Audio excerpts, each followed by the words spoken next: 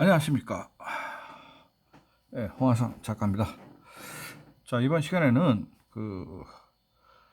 미국 유학 시절에 이건희 회장이 중고차를 6번을 사서 그걸 갖다가 다시 타고 다니면서 손질을 좀 해가지고 도로 팔았다라는 대목을 좀 말씀드리겠습니다. 지금 뭐 오늘 토요일 밤이고 지금 9시 43분이네요. 이게 대학교 다니면서 이제 제가 쓴 책입니다. 제가 작가고요. 왜 그걸 했냐? 자, 이 양반은 일본에서 대학교를 와세다 경영학과를 나왔죠. 그리고 미국의 이제 조지 워싱턴 대학 경영대학원에서 이제 경영학하고 부전공으로 이제 매스컴을 공부했습니다. 그래서 나중에 이제 중앙일보 이사가 됐을 때 이제 매스컴 경영을 했으니까 좀 도움이 되겠죠. 이게 이제 조지 워싱턴 대학이고 아주 좋은 대학교잖아요. 미국 랭킹 한 거의 5등 안에 들어갈 정도로 좋은 학교죠. 이 양반이 지금 아버지가 1948년도에 마산에서 정미소하고 양조장을 할 때 이미 그때 아버지가 쉐보레 자동차를 타고 다녔습니다. 요즘 뒤에 지금 요 자동차 사진이 조금 보이죠. 그렇기 때문에 아주 일찌감치 본인이 한 7살 때부터 이미 자동차하고 상당히 좀 약간 친숙해진 그런 상태였어요. 그러니까 이제 아버지 차도 또 타봤을 것이고 차 구경도 하고 본네트도 열어서 이렇게 보기도 하고 그랬다고 그래요. 그래서 어느 정도 자동차에 대해서는 좀 감이 있었던 사람입니다.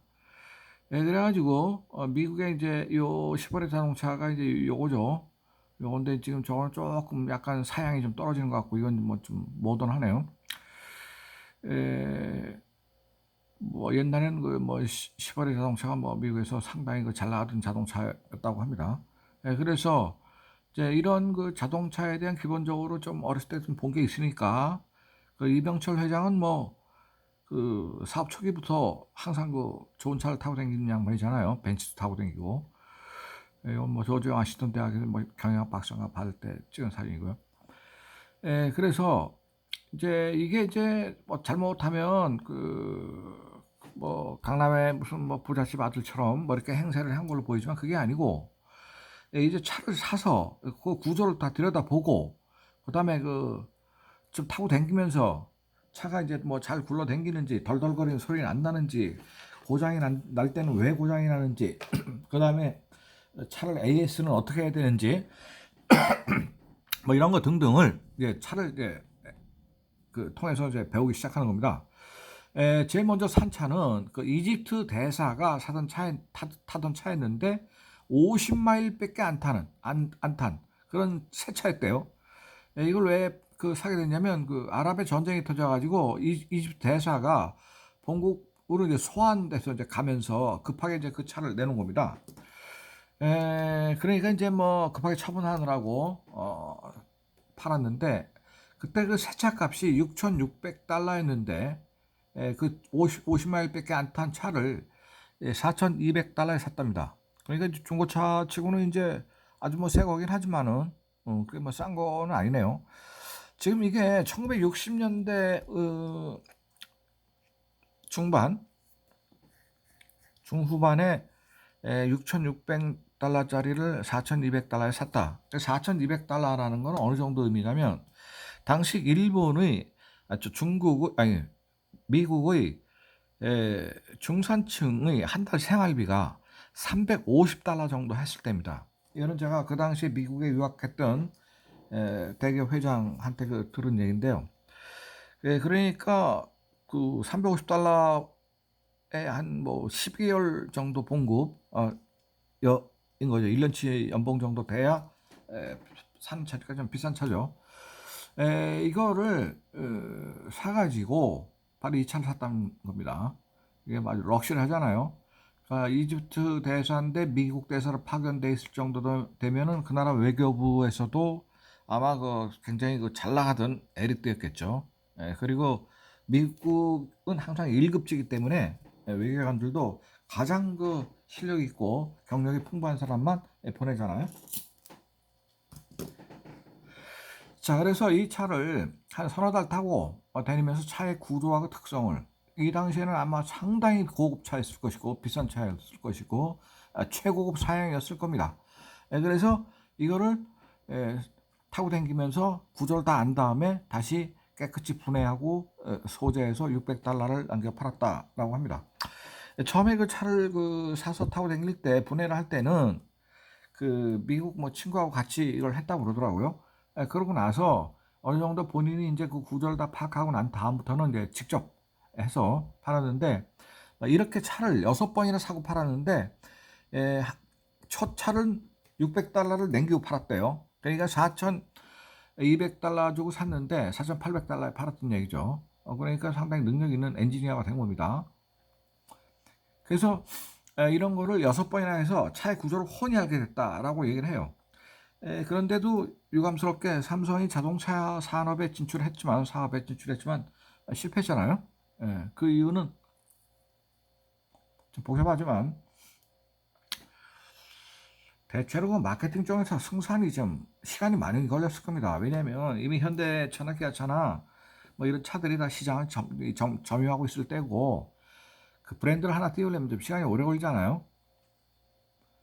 그래서 그 프랑스의 르노하고 이제 해갖고 차를 뭐 한때 생산 좀 하다가 이제 바로 이제 넘어가 버렸는데, 그때 그 차를 타본 사람들의 말에 따르면 상당히 좋은 차라고 얘기는 하는데, 부품의 상당수가 좀 외제품이 많은 차였죠, 사실.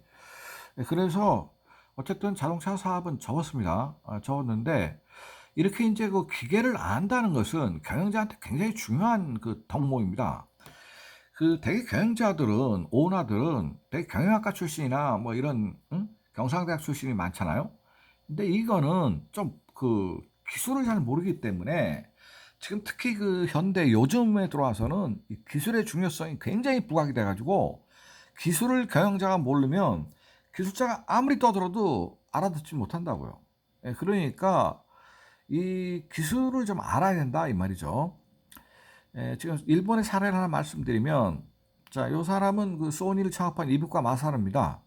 이부카 마사루가 아케바라, 동경의 아케바라는 가전 제품 많이 파는 동네 있잖아요. 그 동네 대로변 바로 뒤에, 거기서 이 사람이 이제 소니를 1959년에 창업을 해가지고 소니를 아주 세계적인 대기업으로 만들어 버렸는데, 그 첫 번째 제품이 바로 이것입니다. 마이마이. 이게 80년대 초에 나온 거죠. 허리춤에 차고, 그 다음에 여기 이어폰으로 갖고 귀에 꽂고, 그 다음에 미국에 있는 아가씨들이, 티네이저들이 롤러 스케이트를 타면서 LA나 뭐 산타모니카 뭐 비치 이런 데서 이렇게 롤러 스케이트를 타면서 달리면서 들을 수 있는, 이게 당시 굉장히 획기적인 상품이었습니다. 그래서 이게 아주 미국 전 유럽을 다 석권해 버리거든요. 그래서 이부카 마사루가 여기서 소니라는 브랜드를 세계적인 브랜드로 띄워버리고, 소니가 뭐 세계를 제패버리죠. 이거 하나 가지고 그냥 떼돈을 벌여버리고 이미지가 확실히 좋아졌기 때문에. 근데 이 이부카 마사루는 와세다 이과 출신입니다. 이공대 출신이거든요. 그러니까 이 사람은 기술을 잘 알아요. 공부를 했기 때문에. 그런데 일본 기자들이 이런 걸 물어봅니다. 어떻게 그런 기발한 아이디어를 내는 상품을 내서 대박을 냈냐고. 그랬더니, 사실은 내가 우리 국민학교 3학년 때 우리 어머니한테 돈을 달라고 그래가지고 모타를 갖다가 뭐 2엔 3엔 뭐 이런 걸 받아갖고 모타를 사면, 그 모타에다가 배터리만 붙이면 전기선을 연결해가지고, 그 다음에 실패하고 실하고 배터리하고 모타만 있으면 어떤 물건이 다 굴러가게 했다고. 그런 걸 초등학교 4학년 때부터 했는데 그게 그렇게 재밌었는데, 그때 그 DNA가 자라서 이런 상품이 나온 거라고, 이런 얘기를 하거든요. 그러니까 이제 이건희 회장 집의 특징은 뭐냐면, 형인 돌아가신 이맹희 회장이나 둘째 형인 이창희 씨나 이런 분들은 전부 이병철 회장이 일본에 출장을 갔다 오면서 조립할 수 있는 장난감들을 많이 사다 줬어요. 그래서 어려서부터 조립을 한 실력이 있고, 그 집 형제들은 VTR을 전부 뜯었다가 다시 그 조립을 할 수 있는 능력을 갖고 있었다고. 그런데 이제 이건희 회장은 한술 더 떠서 미국 유학을 했잖아요. 그 미국 유학을 하면서 자동차를 이제 뜯었다 붙였다 할 수 있는 현대 과학의 총알을 이제 조립할 수 있는 그런 능력까지 이제 올라간 거죠. 그래서 일본 경우처럼 이부카 마사루처럼 이제 그러한 경험을 어렸을 때부터 갖고 있는 데다가 자동차까지 이제 조립을 해보니까 이제 상당한 이제 기술적인 능력인 거죠. 뭐 이게 지금 나중에는 바로 이거 소위 이건희 폰이라는 겁니다. 이건희 폰. 그래서 이건희 폰은 그 핸드폰의 사이즈가 어느 정도가 좋은가, 손 아귀에 딱 들어올 수 있는 정도, 그 다음에 단추의 위치 여기 있는 거 이런 거를 좀 편하게 해야 되는데, 당시에 이 핸드폰을 만들 때는 기술자들도 그 어떤 그 핸드폰이라는 물건에 대해서 디자인을 어떻게 해야 되고 그 편의성을 어떻게 도모해야 되는지 이런 거를 잘 판단하지 못할 때인데, 본인이 이제 이런 거를 기술자들하고 앉아가지고 그 상의해서 결국 이런 걸로 결정을 해서 이 폰의 이름이 이제 이건희 폰이었죠. 또 반도체를 할 때도 스택 방식, 즉 위로 쌓으느냐 63 빌딩처럼 트렌치 방식, 아니면 지하로 깊게 파느냐 이런 방식을 갖고 할 때 그 문제에 대한 최종 단안도 이제 이건희 회장이 냈다고 합니다. 이런 단안 같은 거는 굉장히 위험한데, 그 한번 그 판단을 잘못해 버리면 표준이 스택으로 갈 거냐 트렌치로 갈 거냐 하는데, 결국 표준 방식이 이제 스택으로 갔기 때문에 대성공을 거뒀지만은 저런 걸 한번 잘못 판단해 버리면 돈이 뭐 몇천억 그냥 바로 날아가 버리는 거죠. 그래서 지금 요즘에 들어와서는 그 회장이 자기의 그 권한을 가지고 일방적으로 판단하는 건 대단히 위험한 행위입니다. 지금은 이제 그런 시대가 아니기 때문에. 그래서 그 당시에는 지금 누구도 경험해보지 못한 그런 때였기 때문에 이제 이게 이건희 회장이 이 반도체 가격 결단을 내렸다고 합니다. 그 다음에 숨겨진 1인치를 찾아라, 이런 거 옛날에 그 텔레비 광고로 많이 나왔죠. 명품 플러스 원이라는 거, 1인치를 얘기하는 거죠. 이건희 회장이 일본에 가서 텔레비를 보니까 일본이 이 화면 사이즈가 한국보다 더 커더라, 같은 24인치도. 그래서 요게 지금 1인치가 숨겨져 있는 거를 왜 그런가 하고 이제 본인이 이제 찾기 시작해서 기술자들하고 앉아가지고 찾았죠. 그래서 명품 텔레비라는 걸 만들어갖고 뭐 상당히 좀 약발을 받아서 많이 팔았죠. 이건희 회장은 그 삼성에서 그 VTR, 옛날에 이제 비디오 테이블 이렇게 여기다 넣고 뭐 그걸 보던 시절이 있었어요. 그때 그 삼성이 신제품을 딱 만드니까 자기가 집에 갖고 들어와서 그 보내온 걸 뜯었어요. 뜯어가지고 그 성능을 다 봤어요. 봤는데 뭐라고 비교를 했냐면, 일본이 만든 소니하고 파나소닉에서 만든 VTR 두 개를 갖다 놓고 이 삼성 거하고 비교하면서 그 성능을 분석을 해본 겁니다. 그 분석한 결론이 어떻게 나왔냐면, 스타트가 삼성전자께 일본 거보다 약 1.5초, 2초가 늦고, 또 뜯어보니까 부품은 오히려 더 많더라, 일제보다 30%나. 도대체 부품은 더 많은데 어떻게 성능은 더 떨어지냐 말이야. 이 이유가 도대체 뭐냐. 그래서 이제 그 삼성전자 쪽의 기술자들하고 이제 얘기를 했는데, 이게 이제 삼성 기술자들이 그 공대를 나왔지만은 그 외국 가서 이런 제품들을 뭐 제대로 뜯어보고 한 적이 없는 거니까, 결국 이제 일본 기술자들까지 다 불러가지고 같이 뜯어서 그 이유를 분석을 했는데, 이거는 지금 제가 봤을 때는 그 당시에는 모듈화가 안 돼 있었을 겁니다. 우리나라 삼성이. 일본은 모듈화가 됐고, 일본은 부품 산업이 워낙 강하기 때문에, 그래서 일본은 지금 대기업은 지금 다 흔들렸는데, 이 부품 산업 쪽이 지금 아직도 여전히 그 세계 최고의 지금 그 기술을 갖고 있거든요. 그러니까 우리는 그 부품을 잘 못 만들기 때문에 세 개를 합쳐서 일본을 하나로 그냥 단일화시켜 버리는데, 한국 쪽에서는 세 개 부품을 다 넣었을 가능성이 높습니다. 그러니까 부품은 더 많은데도 성능은, 부품이 많으면 성능이 떨어지게 되는 거죠, 당연히. 자, 이 정도로 본인 이제 그게 광이었습니다. 그래서 이분은 그 자기 그 서재에도 이 전자나 우주나 항공이나 자동차나 엔진공학, 미래공학 뭐 이런 책들이 많다고 합니다. 갔다 온 사람들의 얘기를 따르면. 자, 그리고 또 본인 자신이 술을 좋아하지 않으니까 일찍 집에 들어와서 저렇게 기계를 뜯어서 이제 보고 이런 걸 이제 아주 즐겨 했고 연구하는 걸 아주 좋아했다고 합니다. 그래서 이제 잘 모르는 문제가 있으면은 일본 기술자를 갖다가 한국으로 불러가지고 그 왔다 갔다 한 기술자만 뭐 수백 명이라고 그런 얘기가 있습니다. 자, 이건희 회장이 그 미국에 가서 본 거는 미국이란 나라는요 판을 새로 짤 수 있는 능력이 있는 나라예요. 그 대표가 이제 일론 머스크 아니에요? 그래서 이 테슬라 같은 경우 전기차 뭐 전기차도 이제 그 판을 새로 아예 지금 짜는 그런 판으로 가고 있는데 자 수소차가 유리하냐 전기차가 유리하냐 뭐 지금 그거 갖고 지금 뭐 계속 선택의 여지가 많지만은 지금 뭐 방금 전에 KBS 그 9시에 보니까 그 일론 머스크 테슬라의 그 전기차가 문제가 많고 그 특히 주행하는데 자율주행에 문제가 많다 뭐 그런 게 나오는데 저는 좀 제가 의외네요. 제가 그 저 재작년에 독일에 갔을 때 그저 아우디 7 이상, 그다음 벤츠 S 클래스 이상은 그 자율주행이 되더라고요. 그래서 에이비스 렌트카가 갔더니 거기는 뭐 54만 원 달라 그러고 또 딴 렌트카에서 갔더니 거기는 뭐 37만 원이라서 그 같이 갔던 그 우리 후배 동생 그 카이스트 교수하고 그걸 이제 타고 다녔는데 그 독일 프랑크푸르트 역전에서 그 차를 타고 결국 뭐 뮌헨도 가고 뭐 독일 전국을 뭐 다 돌아다녔다시피 했거든요. 한 보름 동안. 그 자율주행차가 정말로 잘 가요. 그리고 뭐 부닥친 적도 없고. 근데 그 지금 테슬라 쪽은 좀 문제가 많다고 아까 그 9시 뉴스에서 그 보도를 하대요. 근데 어쨌든 일론 머스크라는 사람은 좀 뭐 특이한 사람 아니에요.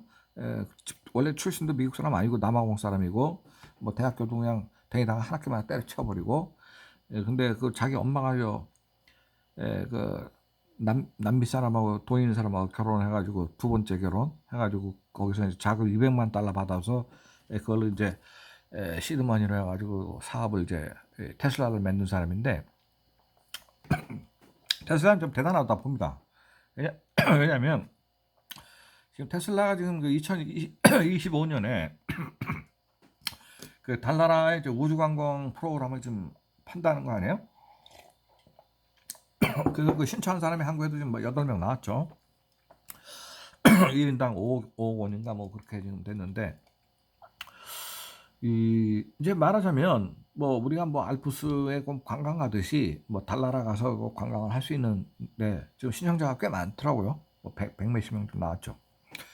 그래서 이제 그런 기발한 생각을 한다든지 또 하나는 그 하이퍼루프 지금 이게 지금 테슬라가 지금 한다는 건데 이 하이퍼루프라는 거는 그 스위스의 그 로잔 원방공대가 지금 이미 기술을 갖고 있고 이미 걔들도 하다가 전 스위스를 하이퍼루프 이게 지금 시속 600km입니다. 그러니까 우리가 지금 KTX가 서울 부산을 뛰는데 뭐 한 2시간 한 20분 걸리잖아요. 근데 이 하이퍼루프로 뛰면은 이제 뭐 40분이면 간다는 거 아니에요? 근데 이게 일론 머스크가 LA하고 샌프란시스코 구간 600km를 갔다가 지금 뭐 본인이 뭐 40분 만에 출발하겠다. 그러니까 실제로는 한 800km 나온다는 거죠. 좀 이거를 하겠다고 지금 선언을 했잖아요. 뭐 저는 이런 대목이 상당히 좀 놀랍죠. 이게 나오면 지금 뭐 어마어마하게 뭐 좀 돈이 많이 들겠지만 말하자면 터널 같은 걸 만들어서 진공 상태를 만든 다음에 이 열차를 투입해가지고 에너지를 민다는 건데 진공 상태라는 건 이제 저항이 없기 때문에 속도가 올라갈 수밖에 없는 거죠. 그래서 이제 이런 걸 한다는 건데 저거는 해야 될 것이고 미국같이 특히 땅이 넓은 지역에서는 지금 가능성이 있죠. 중국도 아마 할 겁니다. 저 정도의 스피드라면. 또 중국도 요새 그 최근에 보도에 따르면 북경에서 뉴욕까지 단 2시간 만에 날아갈 수 있는 비행기를 2025년에 취항시키겠다고 그 선언을 했어요. 중국이. 참 놀랍죠. 중국이 저 북경에서 저 뉴욕까지 같으면 한 2만 킬로 넘을 텐데 그걸 그럼 시속 지금 1만 킬로는 지금 날아간다는 거 아닙니까? 그러면 이건 뭐 어마어마한 거죠. 근데 지금 중국이 큰 소리 뻥쳤단 말이에요. 자신 있다고. 뭐 될지 안 될지 좀 모르겠지만 그렇지만 그 프랑스가 그 라파드 콩코드 여객기 가지고 파리 뉴욕 구간을 전에 4시간 정도에 뛰었던 그 경험이 있잖아요. 그게 파산한 이유는 그 가격이 비싸서 파산한 거거든요. 기술은 괜찮았는데, 왜냐면 이코노미 가격이 그때 그 1,500만 원 정도 수준이었거든요. 그러니까 사람들이 빨리 가는 것보다 돈이 너무 비싸니까 좀 늦게 가더라도 싼 비행기를 그냥 탄다. 그래서 그 콩코드를 안 탔단 말이에요. 그래서 그 파산했죠. 그 없어졌죠. 노선 자체가. 자, 그 미국이란 나라가 참 무서운 게 바로 이 판을 새로 짤 수 있는 능력이 있으니까. 그러니까 지금 우리가 미국하고 지금 경쟁을 해야 되는 지금 삼성전자는 그런 입장이니까 참 어려운 거죠. 자, 이건희 회장이 지금 이 기계를 안다는 것이 굉장히 중요한 이 덕목이 돼서 이 삼성전자가 이 톱다운 방식으로 빨리빨리 성장할 수 있었던 거죠. 그러니까 그 일본 같은 데는요, 의사결정이 되게 늦어요. 그러니까 중증형이기 때문에 한국은 오나가 그냥 결심을 해버리면 되는 방식이기 때문에, 그래서 일본은 돌다리고 나무다리고 두들겨보고 생각한다 이런 입장이거든요. 한국은 돌다리고 나무다리고 건너가고 보자, 이게 삼성전자의 방식이란 말이에요.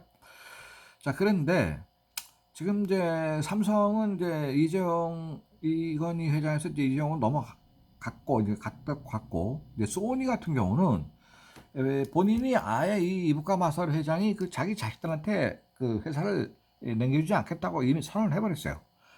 그래서 소니가 그 차기 이 사람 다음에 들어온 이부카 마사 다음에 들어온 사람이 있죠. 이데이 노부유키인데, 이데이 노부유키를 잘못 선택함으로써 소니가 완전히 박살났거든. 근데 그 원인은 뭐냐면, 이데이 노부유키라는 사람은요, 그 와세다 나왔을 거야 아마. 경제학과인가 봐 나왔을 텐데, 그 사람은 그 아주 부잣집 아들이에요. 그리고 본인이 취미가 바이올린이야. 근데 바이올린 대충 하는 수준이 아니야. 아주 프로 중에 프로예요. 그리고 오케스트라를 지휘할 수 있는 능력도 있어요. 그리고 이 사람은 직장 생활 한 3년 동안 소니 동경에 근무했던 경험은 입사해서 몇 달밖에 안 되고 전부 유럽만 돌아다니면서 거기서 근무를 했거든요. 그래서 그 이데이 노부유키가를 그 이부카 마사루가 선택한 이유는, 그 앞으로 소니는 하드웨어는 이미 다 구축을 했으니까 소프트웨어 쪽으로 이동을 해야 된다 해서 이제 미국의 뭐 컬럼비아 영화사부터 뭐 방송국 CBS부터 막 다 사들였잖아요.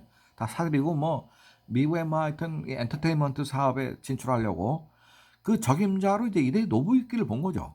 그래서 이데이 노부유키가 선발이 됐는데 어떤 문제가 생겼냐면, 소니 계열사 사장이 한 20명 됐는데 이데이 노부유키는 그 당시 사장에서 회장으로 진급할 수 있는 서열이 한 10위권 밑에였습니다. 1, 2, 3등 안에 못 들어가 있었어요. 그래서 막상 전권을 잡아봤는데, 잡으니까 자기가 차기 회장이 될 거라고 기대했던 사람들, 그러니까 사장 서열 1, 2, 3위에 있던 사람들이 다 실망을 했다고. 그래서 결국은 이데이 노부유키가 그 회장이 되고 나서 좀 비협조적으로 갔지. 계속 비토를 한 겁니다. 그러니까 일본도 그런 게 있어요. 왜냐하면 이 소니는 이 자식들이 회사를 이제 물려받지 않았기 때문에 물려줄 능력이 안 되니까 아마 안 했을 겁니다.